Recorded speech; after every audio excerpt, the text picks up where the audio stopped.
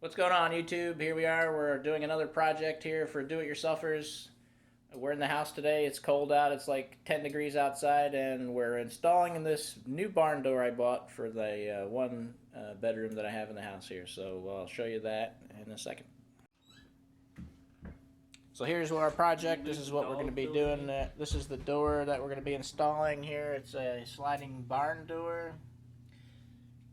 Tells you the necessary tools and gives you the contents of the kit.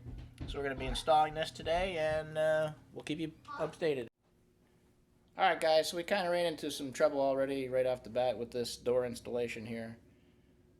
There's not enough clearance at the top of the ceiling up here for the track to roll freely. So we're going to have to cut 1.25 inches off the door, and that's our next step. Okay guys, so we had to trim 1.25 inches off the door to get the track with the rollers to fit at the top. So here we're making the cut.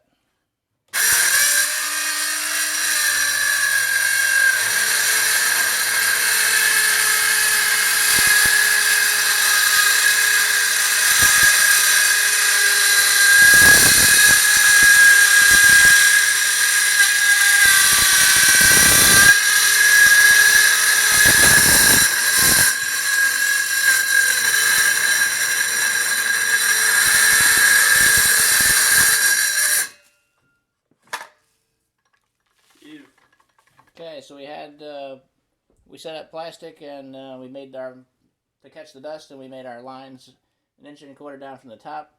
Of course, we're going to have to re-drill holes, mounting holes, and make sure everything fits. We'll re-mock the door up, and we'll show you that in a minute.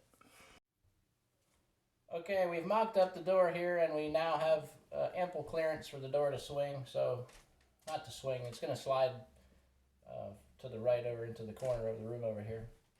But the roller didn't, this was hitting the ceiling up here, so we had to cut the door lower to allow clearance for the roller to slide on the track. So now we're going to proceed with the instruction plan here, and we'll videotape that next.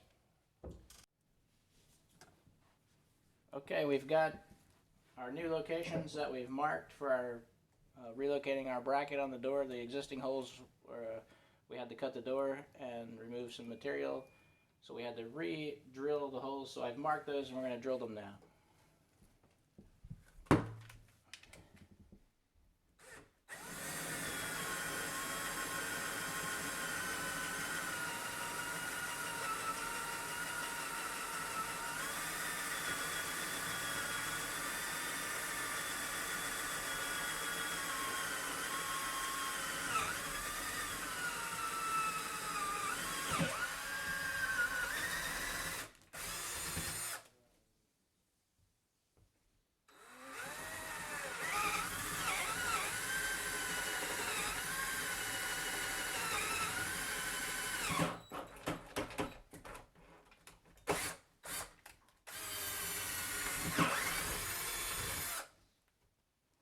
Okay, we'll repeat on the other side. Okay, we've marked and located our studs. I marked on the wall where each stud is.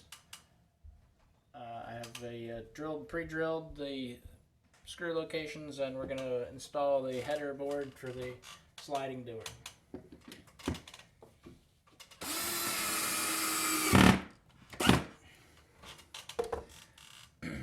So that's the step I'm putting that in. We'll have the metal track, we'll mount that next. Okay, we've got the header board mounted and secured to the wall. I put 2 screws finding the wall studs, 2 screws per stud all the way across. I've got 5 studs, 10 screws, 12 screws, 2, 4, 6, 8, 10, 12, 12 screws. The kit supplied 10, I added 2 of my own screws. So now we're going to install this steel track. This is the track that the roller is going to roll on for the door. We're going to put this up here, mark the locations to drill the bolt holes to hold this on, and I'll mark that now. I'm using a level to go level this all straight.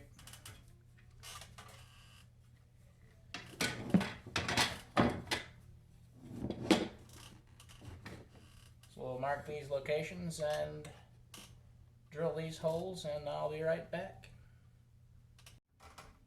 Okay, we have all the holes drilled, and I'm installing the top rail, the slide for the barn door. Just tightening the bolts now.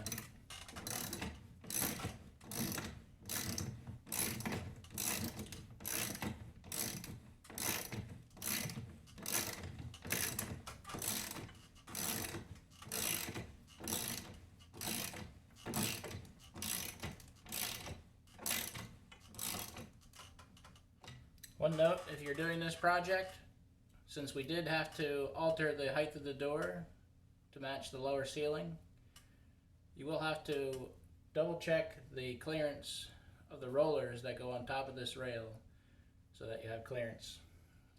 I had to adjust the location of where the rail went on the backboard here. Just a note. Okay, so we'll finish tightening these bolts.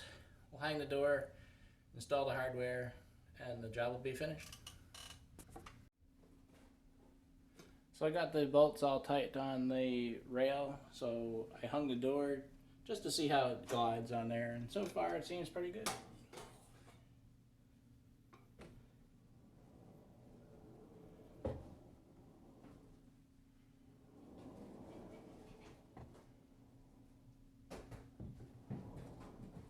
I do have to put the stop blocks on the top. There's stoppers on each end of the rails to keep it from falling off, and put the door handle on, and we'll call this job done.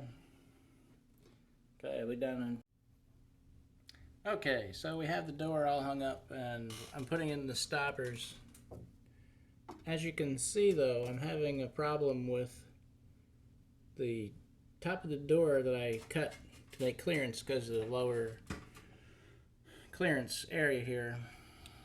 The stopper is supposed to hit, there's two rubber bumpers that are supposed to hit this track, but the door hits it before that does. So I have to take the door back down, take these brackets off, make another cut for some clearance so that the wood clears this bracket here, the stopper. So just a tip to make sure you have enough clearance. I tried to make sure I have enough clearance before that, but I didn't consider the stop. So just a little extra work, no big deal. All right. Okay, we've got the door installed. Got the track fitted up there properly.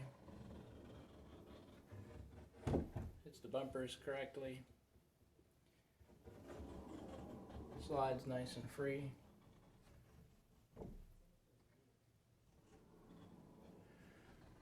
So that's it, the install is finished. One thing that I didn't show was this little thing that goes in, this little door glide. I had to mount it on my floor so it goes in this groove on the bottom of the door here. So let's just drill some pilot holes, put the 2 screws in, and mount it. Fairly simple. And the hardest part of this job was because my ceiling was lower where it mounts. I had to relocate the holes in the door. So now when it closes, you can see I have some unsightly holes up here from this side of the door now. So I'll probably have to get some wood filler. And the kit didn't come with a handle to put on this side of the door. So I had this laying around in my garage. I just put that on. But oh no, not too bad. Only took a few hours. Looks pretty good. Here's the view of the other side, top and bottom. It's not like an airtight seal, so you'll still get some noise through the door. You can see the light in the gaps. Yeah, it's good for privacy if you're in there. There's no lock or anything either, you just slide it. But that's it. That's the install. Alright guys. If you like this kind of content, and keep bringing it if you like and subscribe if you're interested in this kind of thing. Alright. Catch you next time.